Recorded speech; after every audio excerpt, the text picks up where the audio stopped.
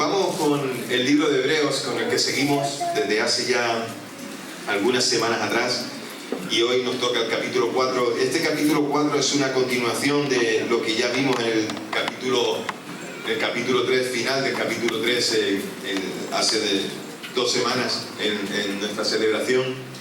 Así que bueno, si no estuviste en esa predicación, no te preocupes, hoy vamos a hacer un pequeño repaso porque vuelve a repetir en el capítulo 4, vuelve a repetir un poquito de lo que ya había dicho en el capítulo 3. De hecho, lo que hace es afirmar, confirmar lo que había dicho en ese capítulo 3. Así que si lo tenéis, capítulo 4 de Hebreos, vamos a leer los versículos del 1 hasta el versículo 13. ¿Lo tienes? Capítulo 4 de Hebreos, versículos 1 al versículo 13. Y dice así la palabra del Señor: temamos, pues, mientras permanezca aún la promesa de entrar en su reposo, no sea que alguno de ustedes parezca quedarse atrás. Porque también a nosotros, como a ellos, nos han sido anunciadas las buenas nuevas. Pero a ellos de nada les aprovechó oír la palabra, porque no se identificaron por fe con los que la obedecieron. Pero los que hemos creído sí entramos en el reposo, como Él ha dicho: como juré en mi ira, jamás entrarán en mi reposo, aunque sus obras quedaron terminadas desde la fundación del mundo. Porque en cierto lugar ha dicho así del séptimo día: y reposó Dios del séptimo día de todas sus obras. Y otra vez dice aquí: jamás entrarán en mi reposo. Puesto que falta que algunos entren en el reposo, ya que aquellos a quienes primero les fue anunciado no entraron a causa de la desobediencia, Dios ha determinado otra vez un cierto día, diciendo por medio de David: hoy, después de tanto tiempo, como ya se ha dicho, si escuchan hoy su voz, no endurezcan su corazón. Porque si Josué les hubiera dado el reposo, no se hablaría después del otro día. Por tanto, queda todavía un reposo sabático para el pueblo de Dios. El que ha entrado en su reposo también ha reposado de sus obras, así como Dios de las suyas. Hagamos, pues, todo esfuerzo para entrar en aquel reposo, no sea que alguien caiga en el mismo ejemplo de desobediencia. Porque la palabra de Dios es viva y eficaz, y más penetrante que toda espada de 2 filos. Penetra hasta partir el alma y el espíritu, las coyunturas y los tuétanos, y discierne los pensamientos y las intenciones del corazón. No existe cosa creada que no sea manifiesta en su presencia. Más bien, todas están desnudas, expuestas ante los ojos de aquel a quien tenemos que dar cuenta. ¿Oramos? Padre, gracias por tu palabra. Y Señor, gracias porque nos das entendimiento de ella. Gracias, Señor, por tu Santo Espíritu que inspiró esta palabra. Y también gracias, Señor, porque el mismo Espíritu tuyo, Señor, es el que nos da entendimiento a nosotros. Señor, haznos comprender, haznos obedecer, haznos vivir confiadamente en tus promesas. Haznos, Señor, gozarnos en cada cosa que tú nos dices, Señor, que es para nuestro bien. Y Padre, te rogamos por una iglesia que no solamente escucha, sino que hace tu palabra, Señor. En el nombre de Jesús oramos. Amén y amén. Reposo. El reposo puede ser estar sobre una hamaca y descansar. El reposo puede ser también, después de un día fatigado de trabajo, empezar un tiempo de tranquilidad. El reposo puede ser lo que todos y cada uno de nosotros anhelamos con la jubilación. Dicen que cuando llegas a la jubilación reposas, descansas, te jubilas, es el jubileo, es decir, ya no hay más nada que hacer. Eso dicen, pero habrá que preguntarle a los que se jubilan. Jesús, que no, ¿verdad? No hay reposo. No hay reposo. Es decir, ya Jesús tiene la oportunidad de reposar y de descansar, pero él mismo se inventa sus cositas. Es decir, él mismo ya se inventa así. Dice, si no tengo nada que hacer, pues me lo creo, ¿no? Ya me lo fabrico. Pero sin duda alguna, cuando nosotros pensamos en esa jubilación, en ese reposo, en ese descanso, que en cierta manera es, entonces nosotros sabemos que tenemos que, durante toda una vida, durante muchos años, tenemos que esforzarnos en un trabajo, tenemos que esforzarnos en una cotización, tenemos que esforzarnos en... Vale, pues cada vez que nosotros estamos haciendo eso es porque nosotros estamos mirando hacia un futuro en el que queremos tener algo de tranquilidad o algo de descanso después de muchos años de trabajo. ¿Quién no le gusta reposar? ¿A quién no le gusta descansar? Yo particularmente soy de aquellos que me gusta reposar después de un tiempo, renovar un poquito la fuerza para volver a cansarme, como decíamos antes. Si no tengo algo que hacer porque me toque, me lo invento. ¿Por qué? Porque somos así, o sea, necesitamos estar ocupados. Necesitamos también tiempos de descanso en los que no hacemos nada, dormimos, o vemos una película, o leemos un libro, o damos un paseo, algo de tranquilidad. Pero también necesitamos, a su vez, necesitamos volver a empezar a hacer cosas. Y nuestro reposo espiritual no es otro que el Señor. A veces nos agobiamos con la vida y el día a día, pero hay un reposo principal que tenemos, que es el descanso en la vida eterna que Jesús nos dio. Ese es el reposo, el descanso que vamos a tener y que vamos a poder ver cuando el Señor nos llama a su presencia. Pero también durante la vida que vivimos podemos reposar en el Señor y las promesas que Él nos dio. Y este pasaje nos invita exactamente a eso. Nos invita a confiar en las promesas de Dios, a recordarlas y no olvidarlas y a llevarlas a cabo. Entonces, cuando nos habla de reposo, todo ese capítulo 4 y el final del capítulo 3, en el capítulo 4 hay 3 sentidos de reposo ahí que podemos observar. El primero es como la paz de Dios. La paz de Dios que viene a nuestras vidas. Y no hay nada más grande que estar en la paz de Dios. La paz de Dios de saber que hemos sido perdonados por nuestros pecados y que ahora tenemos libertad en Cristo. Esa es la mejor paz que podemos tener. Sentirnos que no somos que sí que somos culpables, pero que no seremos condenados por esa culpabilidad, porque Cristo con su sangre nos ha hecho a nosotros inocentes. El segundo sentido de reposo ahí en el pasaje del capítulo 4 tiene que ver con la tierra prometida. Porque la tierra prometida para Israel, para el pueblo de Israel, era un lugar de reposo. Era un lugar donde fluía leche y miel, pero también era un lugar de descanso. Era un lugar en el que ya se terminaría el caminar por el desierto e ir errante de un sitio para otro sin tener un lugar fijo. Y para los israelitas que llevaban tanto tiempo en el desierto, sin lugar a dudas, llegar a la tierra prometida era llegar al reposo de Dios, lo que Dios les había prometido. Y el tercer sentido de reposo es cuando Dios termina la obra que ha comenzado en la creación.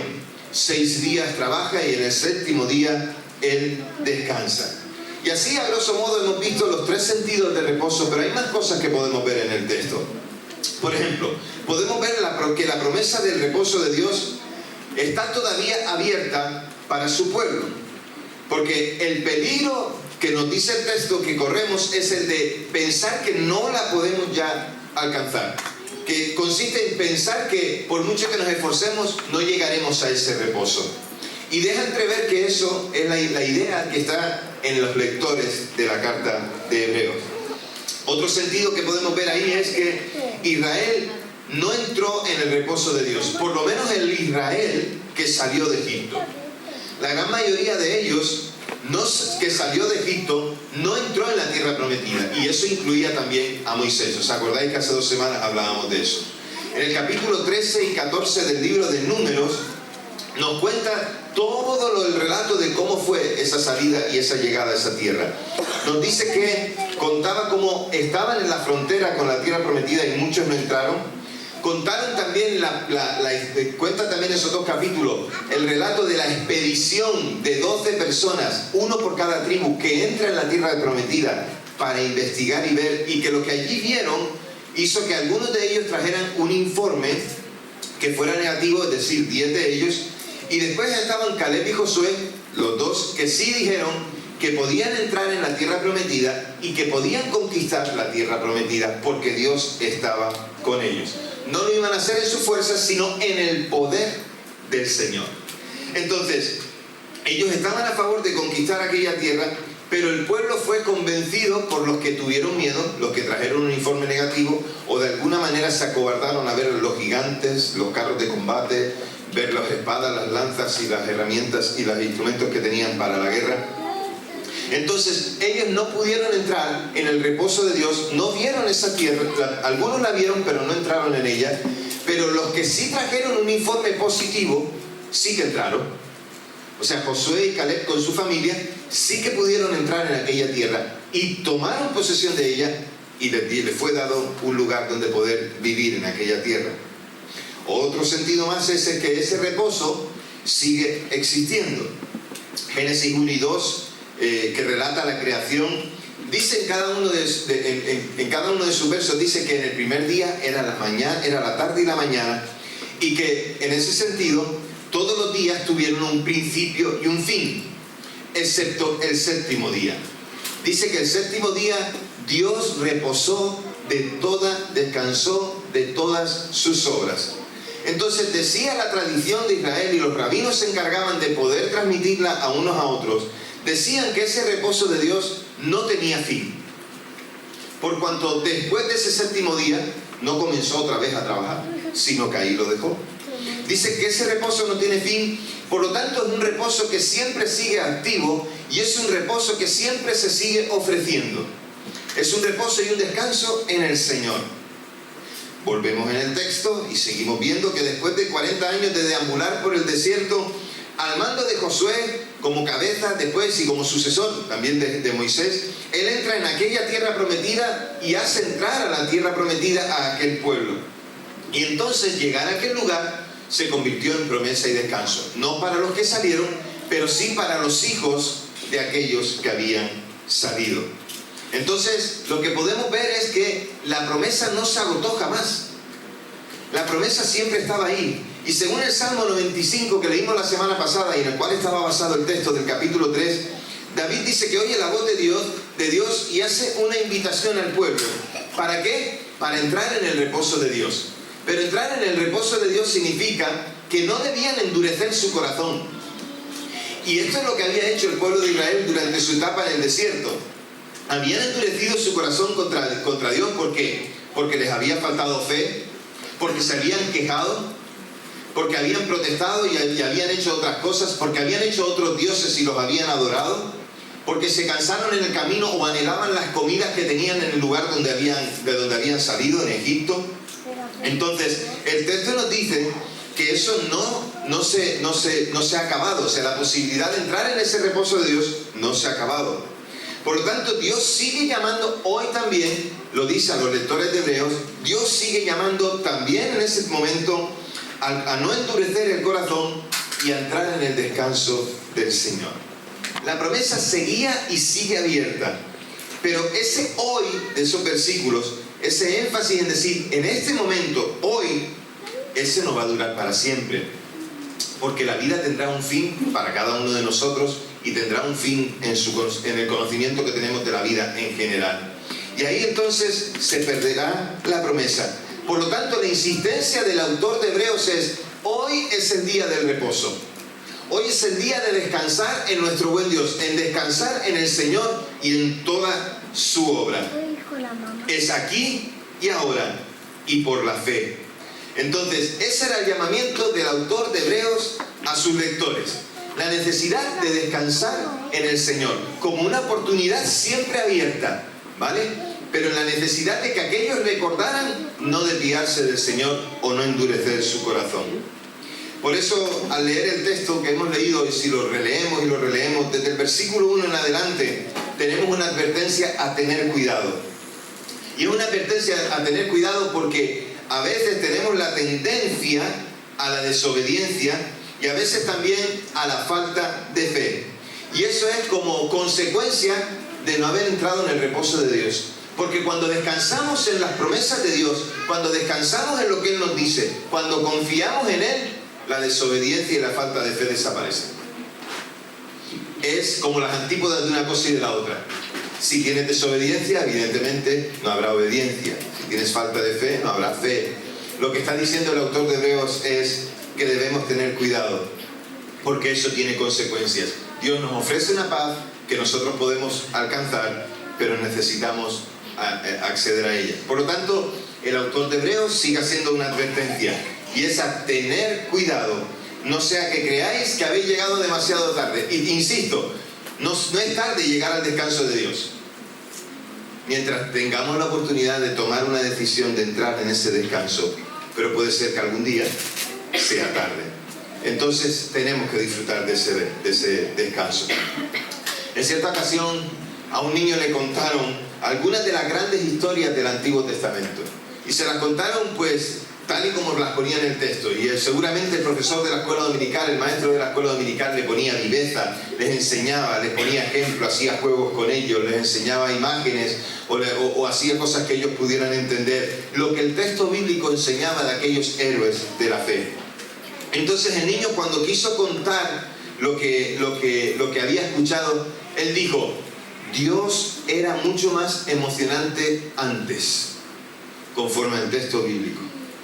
Lo que él estaba tratando de decir era que lo que decía el texto bíblico sobre la fe era impresionante, pero él no lo había visto con sus ojos. La verdad es que algunos piensan que los grandes hechos de Dios solo están en la Biblia. Miramos el texto bíblico y nos asombramos. Miramos los textos bíblicos y decimos: cuán grandes cosas Dios ha hecho. Y pensamos que solo lo hizo en ese tiempo y que aquí y ahora no hay una oportunidad de que eso vuelva a ocurrir. Y quiero deciros algo: hay una tendencia en la iglesia de mirar atrás y de pensar que el poder de Dios fue grande en aquel tiempo, pero que el poder de Dios hoy ha disminuido. Y eso es hacer pequeño a Dios. Eso es decir que Dios ha cambiado. Yo particularmente creo que Dios es el mismo ayer, hoy y por los siglos. Y que Él puede hacer las mismas grandes cosas que hizo antes, las puede hacer hoy, porque es Dios. Lo que pasa es que nuestra falta de fe, nuestro raciocinio, el intentar explicar todas las cosas o intentar darle una explicación por lo menos al modo que nosotros podamos entender, está impidiendo ver la gloria de Dios tal y como Él quiere que la veamos. Y en esto necesitamos avivar nuestra fe y creer que Dios puede hacer aquello que nosotros no podemos hacer. Por eso es fe. Nuestra fe descansa en saber que cuando mis fuerzas ya se han agotado y cuando he hecho todo lo que yo tenía que hacer, todavía Dios puede hacer algo. Y esa es la razón por la que oramos. Si no creyéramos que Dios puede hacer cosas impresionantes, si no creyéramos que Dios puede hacer milagros, oye, entonces dejemos de orar. Porque por medio de la oración mostramos que tenemos fe. Por medio de la oración también podemos escuchar su voz para que podamos orar efectivamente o que podamos orar conforme a su voluntad. Entonces, necesitamos recordar que aquí en este texto se nos está dando un toque de atención, una llamada a despertar. No creáis que habéis llegado tarde. No creáis que todo eso era para antes. Dios también sigue haciendo grandes cosas hoy. Aquel pueblo al que se le dirige la carta, hebreos, un pueblo de Israel, posiblemente algunos de ellos, muchos de ellos, su gran mayoría, convertidos al cristianismo, se les está recordando que Dios hizo grandes cosas poderosas en el Antiguo Testamento que ellos podían ver, pero que Dios ha hecho grandes cosas también en Jesucristo. Y que la iglesia puede ver esas cosas ahora, aquellos que se han convertido pueden ver esas cosas ahora y pueden gozarse y descansar y reposar en el Dios Todopoderoso. Entonces, no creáis que los días de las grandes promesas de Dios y de las grandes hazañas han quedado atrás. Todavía es el hoy de Dios.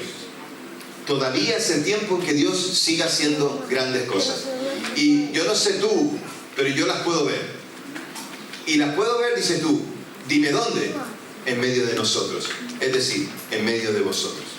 Un hogar que es transformado, una vida que se arrepiente de pecado y que pone su mirada en Dios. Ese sigue siendo el hoy de Dios. Una vida que da todo un giro en cuanto a su manera de pensar o de vivir. Poner la mirada en el Señor, obedecer y creer sus promesas. Ese es el hoy de Dios. El hoy de Dios tiene que ver con que una iglesia cree que Dios puede hacer cambiar todo lo que está a su alrededor, porque la iglesia lo cree y camina en fe. Y es que Dios nos ofrece una bendición tan grande como a los héroes del pasado. Dios nos sigue dando promesas y lo veremos en el capítulo 13. Y lo veremos y veremos la responsabilidad que tenemos en eso. Entonces, nos propone una aventura tan maravillosa como la de aquellos. Solamente tienes que creer. Dios sigue haciendo grandes cosas hoy. Yo puedo ver los héroes de la fe en la Biblia, pero puedo ver los héroes de la fe después de los tiempos bíblicos. Una iglesia firme que seguía transmitiendo el Evangelio, que seguía dando testimonio del Señor y que seguía avanzando y viendo cómo Dios obraba. Sigue siendo el tiempo de Dios. Y nuestro Dios, iglesia, es tan grande como ha sido siempre. No cambia. Y hay dos palabras en este pasaje que nos enseñan, estos versículos del 1 al 10, que nos enseñan dos realidades, dos palabras. La primera de ellas tiene que ver con que se hace realidad la palabra de Dios en aquel que la escucha. Si nosotros escuchamos la palabra de Dios, entonces se puede hacer realidad en nosotros. No solamente oidores, sino hacedores. Si nosotros escuchamos la voz de Dios y dices tú, ¿cómo puedo escuchar la voz de Dios? Pues si eres un hijo de Dios tienes que escucharla. La voz de Dios está muy presente en la misma palabra que nos habla. Pero Dios habla, dice la Escritura, que nos habla a través de su Espíritu Santo, a través de la palabra, a través de la oración, a través de la iglesia y a través de las circunstancias. Y Dios nos sigue hablando. Y si nosotros hacemos realidad esa palabra en nosotros, entonces entenderemos cuál es el propósito de Dios. Hay muchas maneras de oír en el mundo. En el mundo vemos muchas maneras de oír. Hay gente que oye de manera indiferente, es decir, lo escucha, pero bueno, es un me da igual. Hay gente que escucha desinteresadamente, bueno, no me importa. Hay gente que escucha de manera crítica, lo escucha, lo analiza y pone su opinión acerca de lo que escucha. Hay gente que escucha, pero son gente que no cree, son escépticos, es decir, escuchan y dicen, bueno, no quiero creer. Pero hay gente que escucha y actúan cínicamente ante la palabra. ¿Por qué? Porque simplemente lo ponen todo en cuestión. Pero el oír que importa, y es el que a nosotros nos interesa como pueblo de Dios, es el oír que pone interés. Pongamos interés en lo que Dios tiene que decirnos. Y la otra cosa es el oír que cree. Dios habló y yo le creo. Y la otra forma es el oír que pone en acción. Es decir, oímos a Dios y llevamos a cabo aquello que nos dice que tenemos que hacer. Entonces, iglesia, las promesas de Dios no son hermosas porciones de literatura. Las promesas de Dios son aquellas en las que a uno le va la vida. Hemos creído en las promesas de Dios que son para vida eterna. Hemos creído que Dios nos habló por su Espíritu, dando un testimonio acerca del Hijo, de que el Hijo es Dios y que dio su vida por nosotros. Hemos creído eso y somos capaces también de poder creer todas las demás promesas de Dios para nuestra vida. Se nos va la vida si no creemos en esas promesas. El segundo sentido de la palabra ahí, desde del 1 al 10, tiene que ver con no perder la promesa. Y la palabra exacta es temer. Versículo 1 nos dice temiendo. Pero tranquilos, porque ese temor del que nos habla el versículo no es un temor del miedo que hace a uno salir corriendo, no se preocupen. Ni tampoco es de aquel temor que nos deja paralizados, que no sabemos qué hacer, o con el que entramos en pánico. El temor del que nos habla ese versículo 1 es el temor que nos invita a poner toda la carne en el asador y poner todo nuestro esfuerzo y todo nuestro empeño para no perder aquello que verdaderamente vale la pena. Es decir, nos esforzamos por esta salvación tan grande. Dios nos ha salvado, nos ha entregado a su Hijo y no podemos separar de esa salvación que nos ha dado, no podemos separarlo de la santidad. Por lo tanto, hacemos aquello que el Señor nos ha mandado. Así que tendremos temor, pero aquel temor que nos invita a esforzarnos por nuestra fe. Los últimos versículos del 11 al 13, la enseñanza es que la palabra ha venido al mundo. Y esa palabra que ya en otro texto anterior nos dice que era el mismo Jesús, Dios hablando en otro tiempo por los profetas, por los ángeles, hablando de otras muchas maneras, hoy ha hablado por el Hijo. Identifica a Jesús con la palabra. Y esa palabra ha venido al mundo. Y es una palabra tan importante, iglesia, que no se puede ignorar. Fíjate que los judíos decían que una palabra no era simplemente un sonido, que una palabra no era simplemente un significado, sino que era un poder que se liberaba y producía resultados. Cuando hablamos la palabra, hablamos de poder y de resultados. Isaías incluso el profeta Isaías oyó decir a Dios, que la palabra que salía de su boca no sería nunca una palabra que sería ineficaz o que volvería vacía, sino que haría todo aquello que Él dijo. Todo lo que Dios dijo que sería, eso sería. Y nosotros podemos ver en la historia un montón de gente que ha dicho palabras en algún momento determinado, ¿verdad? Hay una película, intentaba recordar el título ahora y no lo consigo, pero si os digo William Wallace, la película es esa. Gracias, Germán. estabas avispado, muy bien. En Braveheart podemos ver a William Wallace haciendo un discurso ahí, y aquella gente que estaba en minoría y que tenía menos armas y que tenía menos todo, fue a la batalla muy valientemente, derrotados por supuesto, pero fueron muy valientemente porque las palabras de alguien les hizo ir adelante. Y hay personas que cuando escucharon algunas de esas frases o algunos de esos discursos o algunas de esas palabras, hicieron sacrificios, hicieron hazañas, incluso pudieron hacer o deshacer naciones, pero siguieron aquellas palabras. Fíjate que en este texto del capítulo 4 tenemos un versículo súper importante para nosotros, que son palabras, pero es la palabra de Dios y a nosotros nos debe impulsar. Porque toda palabra es palabra como espada de dos filos que penetra, muy eficaz, palabra viva y eficaz para todos y cada uno de nosotros. Ese versículo 12 describe la palabra con una serie de expresiones que a mí me parecen, y espero que a ti, que son impactantes, maravillosas, impresionantes, defínelo como quieras. Es una frase o una palabra que nos impulsa a descansar en el Señor. Fíjate, lo primero de todo es una palabra, la palabra de Dios está llena de vida. Y algunos libros pierden el valor con el paso del tiempo, porque algunos libros que fueron escritos con un sentido fueron después a lo mejor remarcados o corregidos o ampliados por otros que vinieron posteriormente. Y es algo maravilloso que nosotros podamos tener una palabra que no ha cambiado y que nadie le ha podido añadir nada, sino que es una palabra que sigue siendo eficaz y viva y penetrante, una palabra que tiene vida, una palabra que es incomparable y una palabra que sigue siendo el hoy de Dios y una palabra que sigue teniendo valor hoy. Cuando nos enfrentamos a la palabra de Dios tenemos dos opciones: o aceptarla o rechazarla. Cuando la palabra de Dios vino a nosotros para decirnos que Jesús es el Señor y que Él entregaba su vida en la cruz del Calvario para nosotros, nosotros teníamos la oportunidad de aceptarla o de rechazarla. Y decidimos aceptarla. Por lo tanto, cuando ya conociendo la palabra y sabiendo que Dios nos habla la verdad y habiendo conocido la bendición de relacionarnos con un Dios que da vida, cada una de las palabras que salen de la boca de Dios, cada una de las palabras que están en la palabra, en la Biblia, son para nosotros un impulso que nos da vida. La segunda cosa que nos dice el texto ahí, el versículo 12, es que la palabra de Dios es efectiva. Siempre que se tomó en serio la palabra de Dios, sucedieron cosas. Te voy a poner algunos ejemplos en la historia. Sucedieron cosas cuando en la Reforma Protestante alguien tomó en serio la palabra de Dios. Se produjo aquella reforma que se necesitaba en la vida de muchos hombres y de muchas mujeres.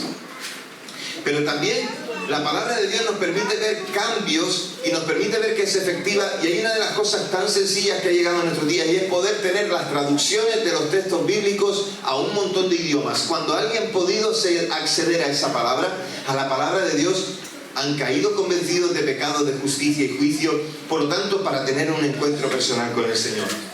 Pero ¿en cuántas iglesias se hacen estudios bíblicos? ¿En cuántas iglesias se hacen discipulados?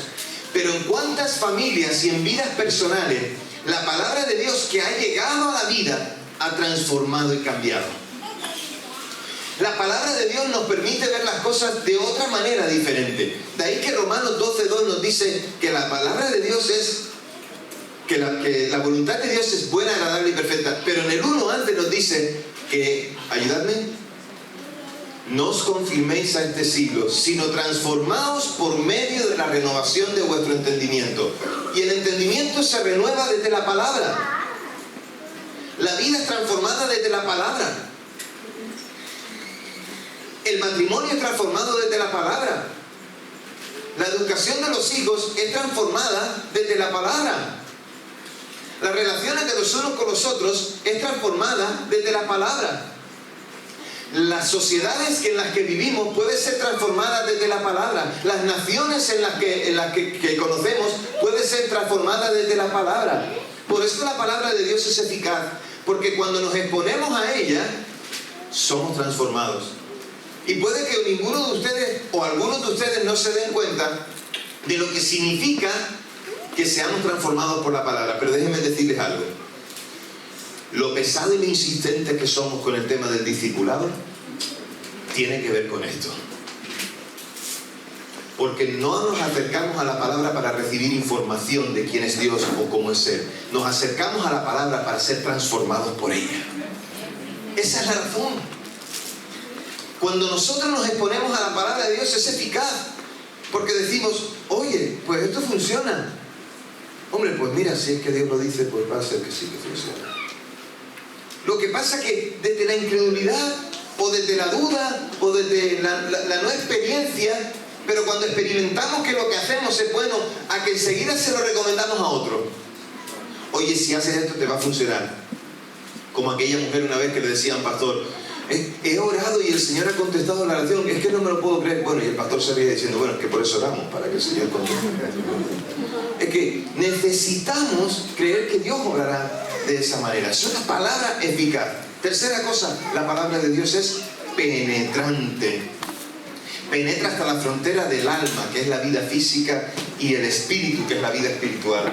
Y la palabra de Dios nos pone a prueba en la vida terrena y en la asistencia espiritual de cada uno de nosotros.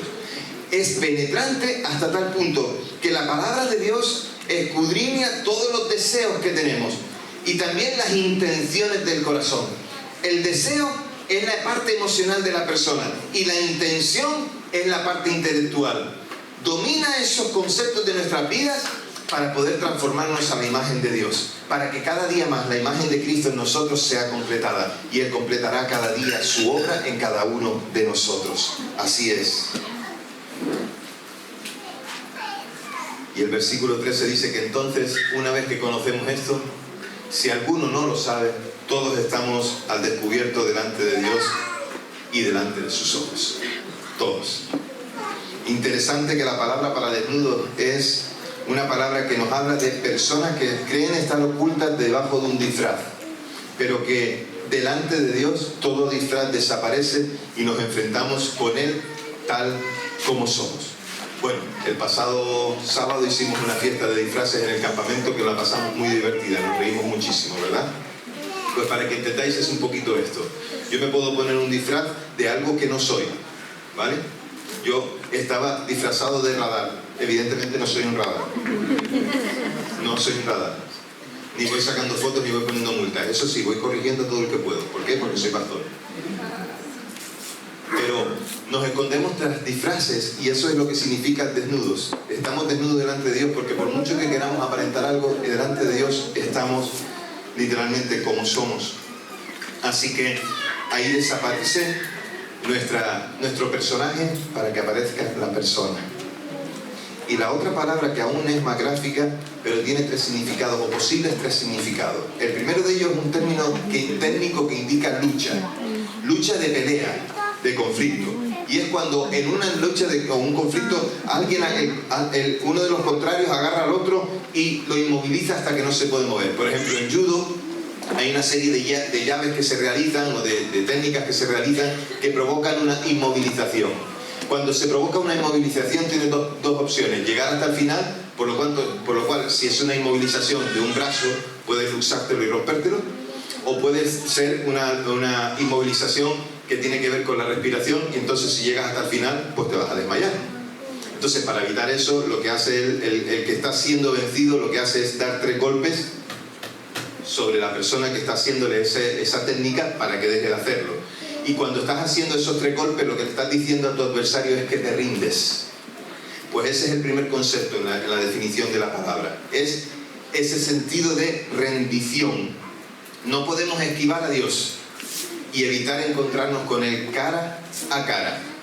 Y entonces rendirnos delante de Él. Y eso es reposo. Descansar delante de Él. Decir, Señor, me rindo delante de ti. El otro sentido es el de despellejar animales. ¿Cuántos habéis visto alguna vez que se ha despellejado un animal? ¿Sí? Yo no sé, yo de pequeño, sí, yo sé que algunos, ya me lo imaginaba, Antonio. Pero yo me acuerdo de pequeño en la casa de campo que tenían mis padres, que no era la cuestión nuestra, no, porque a mi padre no le gustaba, pero me acuerdo que algunos de los vecinos se dedicaban a la caza e iban a cazar diferentes, que si tórtolas, que si tal, pero también cazaban algunos conejos, algunas liebres. Era interesante ver cómo hasta aquí puedo decir cómo se despellejaba pues es ese sentido, es el de despellejar a un animal. Estos se cuelgan, se les quita la piel. Nos pueden juzgar por el exterior, pero Dios ve lo más secreto de nuestro corazón. Delante del Señor estamos tan desnudos que se ve todo lo que hay dentro. Y el tercer sentido es el de descubrir la deshonra. Como cuando se coge a un detenido, a alguien que hizo un delito, y se le encuentra culpable y se le expone delante de todos para que se pueda ver su deshonra. Y entonces es como, por ejemplo, veis algunas veces en televisión, cuando se detiene a una persona, se le pixela su cara, porque a lo mejor todavía no se ha descubierto si es el culpable o no. Pero una vez que se define que es su culpabilidad, entonces se le expone para que todo el mundo sepa. Muchos de ellos se tapan la cara cuando son detenidos, lo habéis visto. Incluso si llevan esposas, les ponen algún tipo de ropa en las manos para que no se les vea. Porque a lo mejor crea una deshonra de frente a quién, frente a la familia, frente a los amigos, a los conocidos, a los clientes, a los jefes. Porque a lo mejor todavía no ha sido declarado culpable, pero cuando es declarado culpable se expone todo lo que es en su vida por causa de su deshonra. Y aquí, iglesia, nosotros tenemos que enfrentarnos con la mirada delante de Dios y ser descubiertos en nuestra deshonra.